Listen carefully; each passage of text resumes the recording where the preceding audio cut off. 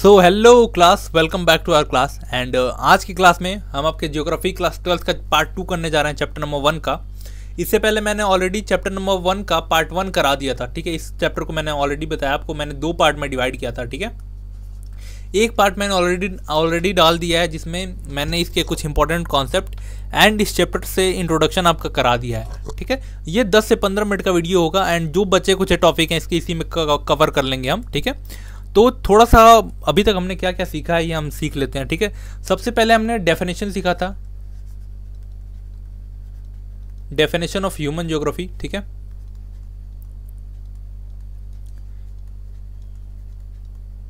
Human geography, ठीक है। And फिर इसी में हमने एक इंपॉर्टेंट कॉन्सेप्ट देखा था डुअलिज्म का, ठीक है। डुअलिज्म होता क्या है ये भी हमने देखा था, ठीक है। या आई होप आप याद होगा आपको। फिर हमने इसी में 2 इंपॉर्टेंट कॉन्सेप्ट डिस्कस किए थे, ठीक है। एक कॉन्सेप्ट क्या था, एक कॉन्सेप्ट था इन्वायरमेंटल डिटर्मिनिज्म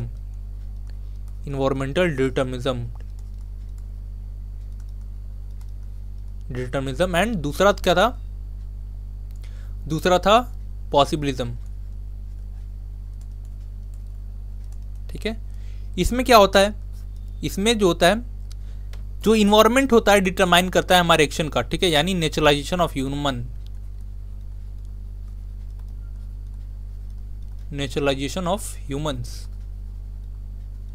ठीक है।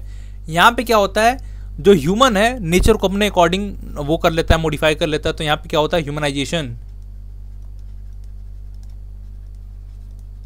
ह्यूमनाइजेशन ऑफ नेचर, राइट, ठीक है। फिर हमने देखा था कि इन दोनों में लड़ाई हो गई थी, ठीक है। वर्सेस वाला मैटर आ गया था, ठीक है, कि कौन ज़्यादा इंपॉर्टेंट है, कौन ज़्यादा करेक्ट है, इन्वायरमेंटल डिटर्मिनिज्म वाले या पॉसिबिलिज्म वाले। तो फिर यहाँ से एक तीसरा टॉपिक निकल के आया था, ठीक है। फिर आपको रिमेंबर होगा, याद होगा, यहीं से एक तीसरा कॉन्सेप्ट निकल के आया था जिसको हमने बोला था नियो डिटर्मिनिज्म, ठीक है। नियो डिटर्मिनिज्म,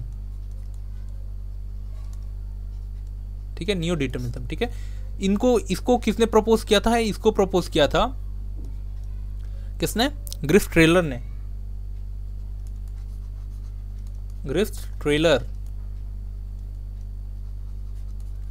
ने, ठीक है। इसमें क्या बात की गई थी, ना तो कंडीशन एकदम इन्वायरमेंटल डिटर्मिनिज्म वाला हो या फिर ना पॉसिबिलिज्म वाला हो, दोनों का बीच का पार्ट हो, ठीक है, मिडल पाथ हो। ना हमें इन्वायरमेंट को कंप्लीटली कॉन्कर करना है, ना हमें इन्वायरमेंट अपने एक्शन को पूरी तरह इन्वायरमेंट पे डिटर्मिन करना है, ठीक है।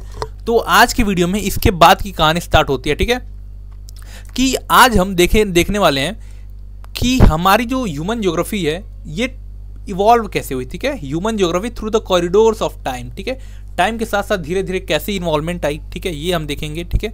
Human geography and different school of thoughts, ठीक है। स्कूल ऑफ थॉट्स क्या होता है ये आप पहली बार सुन रहे होगे आई होप, या फिर क्लास 11 में सुना होगा तो बताना, ठीक है। तो इसको हम देखेंगे, डिस्कस करेंगे, ठीक है।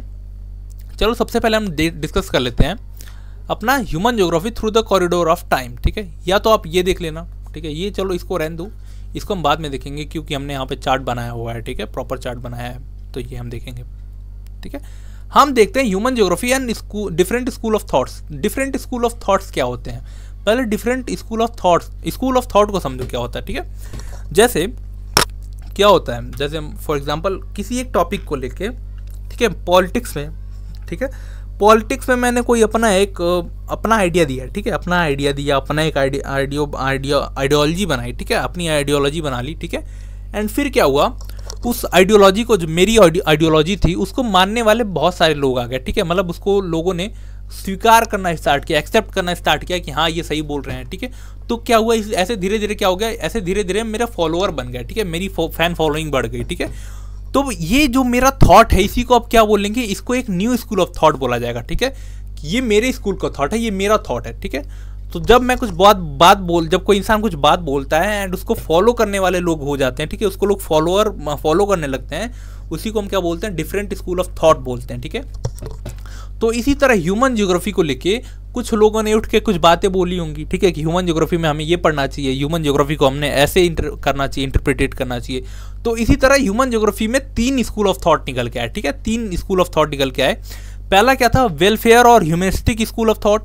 दूसरा क्या था, radical school of thought, and तीसरा क्या था, बिहेवियरल स्कूल ऑफ थॉट। ठीक है, ये जो बिहेवियरल स्कूल ऑफ थॉट है ये कब इमर्ज हो के आता है, 1990s के अराउंड पे ये डेवलप होता है। ठीक है, पहले हम देखते हैं वेलफेयर और ह्यूमनिस्टिक स्कूल ऑफ थॉट क्या था। ठीक है, इसको मानने वाले जो लोग हैं, ठीक है, इसको जो वेलफेयर और ह्यूमनिस्टिक स्कूल ऑफ थॉट को मानने वाले लोग हैं, ये लोग बोलते हैं कि जो ह्यूमन ज्योग्राफी है it mainly concerned with different aspect of social wellbeing, ठीक है, of people such as housing, health. ठीक है, इन लोगों का मानना होता है कि ह्यूमन ज्योग्राफी जो मेनली ह्यूमन ज्योग्राफी का कोर वैल्यू क्या है कि वो क्या देखता है, सोशल वेलबींग के बारे में देखता है, लोगों के बारे में देखता है, उनके हाउसिंग के बारे में देखता है, उनके हेल्थ के बारे में देखता है। ठीक है, वो लोग उनके पर्टिकुलरली उनके वेलफेयर के बारे में सोचता है। ठीक है, फिर दूसरे लोग निकल के आते हैं, दूसरे लोग बोलते हैं ये जो ह्यूमन ज्योग्राफी है ये इसको रेडिकल स्कूल ऑफ थॉट बोला जाए। ठीक है, ह्यूमन ज्योग्राफी को हमें रेडिकल की तरह देखना चाहिए, मतलब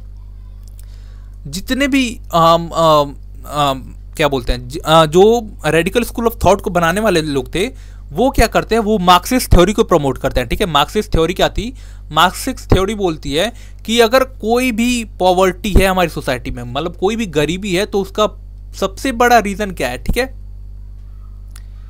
वो सबसे बड़ा रीजन है डेवलपमेंट ऑफ कैपिटलिज्म। ठीक है, कैपिटलिज्म क्या होता है आई होप आपको पता होगा। ठीक है, अगर कहीं भी पॉवर्टी है तो उसका सबसे बड़ा रीजन क्या है, कैपिटलिज्म है। ठीक है, कैपिटलिज्म जहाँ पे होगा वहाँ पे पॉवर्टी होगी, वहाँ पे गरीबी होगी, वहाँ पे भूखमरी होगी। ठीक है, तो इसी को क्या बोला जाता है, रेडिकल स्कूल ऑफ थॉट बोला जाता है। ठीक है, फिर 1990s के अराउंड एक और नया स्कूल ऑफ थॉट इमर्ज होकर आता है। ये दोनों पुराने हैं। ठीक है, पहला जो वेलफेयर है और जो दूसरा जो रेडिकल है ये दोनों पुराने हैं। ठीक है, तीसरा 1990s के टाइम पे इमर्ज होकर आता है, ये सबसे नया है। ठीक है, laid great emphasise on lived experience and also on the perception of space by social category based on ethnicity, race, religion and etcetera. ठीक है, behavioural school of thought simply ये लोग इसको जो मानने वाले लोग हैं वो बोलते हैं कि जो भी डिस्क्रिमिनेशन होता है on the basis of ethnicity, race, religion, ये खत्म होना चाहिए। इनका पूरा जो एम्फेसाइज होता है वो इसी पे होता है। ठीक है, कि जो भी डिफरेंसेस हैं कैटेगरी वाइज, जो भी हमारा सोशल डिवीजन है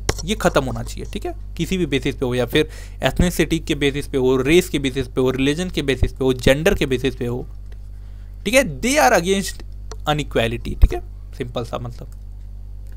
अब अगर मैं बात करूं human geography through the corridor of time, ठीक है, टाइम के साथ साथ ह्यूमन ज्योग्राफी कैसे मतलब इवॉल्व हुई है ये हम देखते हैं। ठीक है, तो अर्ली कॉलोनियल पीरियड, ठीक है, ये हम बात कर रहे हैं around 15th to 16th CE की सेंचुरी की बात कर रहे हैं। ठीक है, जब हमारे यहाँ कॉलोनीज, हम कॉलोनी बनना स्टार्ट हुए थे, जब ब्रिटिशर्स हमारे यहाँ पे आए थे। ठीक है, इस टाइम पे ब्रिटिशर्स क्या कर रहे थे, ठीक है, इस टाइम पे ब्रिटिशर्स कर रहे थे एक्सप्लोरेशन एंड डिस्क्रिप्शन। ठीक है, जो इंपीरियल पावर थी, यानी जो बाहर से लोग आए थे, ठीक है, ट्रेड करने के लिए हमारे पास, वो लोग नए नए एरिया को डिस्कवर कर रहे थे। ठीक है, नए नए एरिया को डिस्कवर कर रहे थे, वहाँ का जो मतलब वहाँ की जो रिसोर्सेज हैं उसको अकाउंट कर रहे थे, उसको लिख रहे थे। ठीक है, उसके बाद होता है टाइम आता है लेट कॉलोनियल पीरियड का। ठीक है, लेट कॉलोनियल पीरियड अराउंड ये हम बात करते हैं 18th to 19th सेंचुरी की। ठीक है, 10th सेंचुरी की।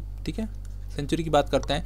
इसमें क्या होता है, रीजनल एनालिसिस होता है। पहले क्या हुआ था, पहले लोग आए थे तो पूरा देख रहे थे कि नए नए एरिया डिस्कवर कर रहे थे कि हाँ यहाँ पे ये मिल सकता है, यहाँ पे ये मिल सकता है। ठीक है, फिर लेट कॉलोनियल पीरियड में क्या होता है, लोग जैसे ये इंडिया है, ठीक है, जैसे ये इंडिया का मैप है, फिर लोग रीजनल एनालिसिस करना स्टार्ट करते हैं कि इस पर्टिकुलर एरिया में हमें माइन मिल सकती है। ठीक है, इस पर्टिकुलर एरिया में हमें गोल्ड मिल सकता है, इस पर्टिकुलर एरिया में हमें कॉपर मिल सकता है। ठीक है, रीजनल एनालिसिस स्टार्ट होती है पूरे वर्ल्ड, पूरे इंडिया में। ठीक है, या फिर पूरे वर्ल्ड में। ठीक है, इसमें लिखा है elaborate description of all aspect of region were undertaken.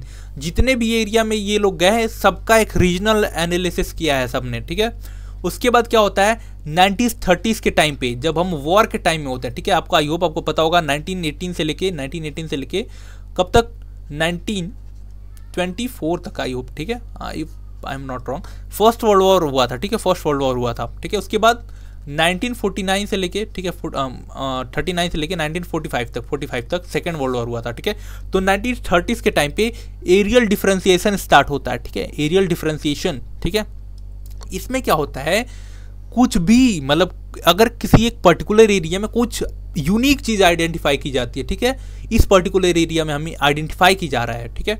अभी तक क्या हो रहा था, हम सिर्फ आइडेंटिफाई कर रहे थे कि इस एरिया में हमें ये मिल रहा है, इस एरिया में ये मिल रहा है, ठीक है। अब क्या हम एरियल डिफरेंस करेंगे कि इतने में एरिया में हमें ये मिलेगा, इतने में हमें ये मिलेगा, इतने में हमें ये मिलेगा, ठीक है।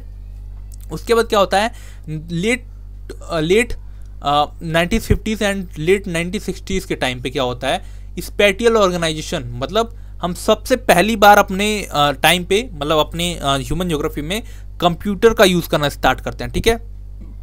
कंप्यूटर का यूज़ करना स्टार्ट करते हैं, जो फिजिक्स के लॉ हैं, ठीक है, हम उससे मैप बनाते हैं, ठीक है, ह्यूमन फिनोमिना के अकॉर्डिंग, ठीक है। हम सबसे पहली बार टेक्नोलॉजी अपने काम वर्क में ले आते हैं 1950s के अराउंड पे, लेट 1950s के अराउंड पे, ठीक है, स्पेटियल ऑर्गेनाइजेशन, ठीक है। 1970s के टाइम पे ये सारे जो थॉट्स हैं, स्कूल ऑफ थॉट्स, ये डेवलप होते हैं, emergence of humanistic radical and behavioural school of thought 1970s के टाइम पे, ठीक है।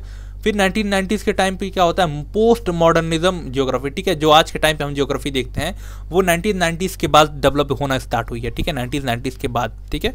तो आई होप ये पूरा चैप्टर आपका खत्म है, ठीक है। मैंने बोला था, एज यू नो, मैंने बोला था कि 10-15 मिनट का लेक्चर होगा, तो 10-15 मिनट में मैंने ये लेक्चर खत्म किया है। 2 पार्ट आपके बचे थे, और हाँ कुछ एक बचा होगा, ठीक है, एक टॉपिक आपका बचा होगा, human geography and integrated interdisciplinary subject.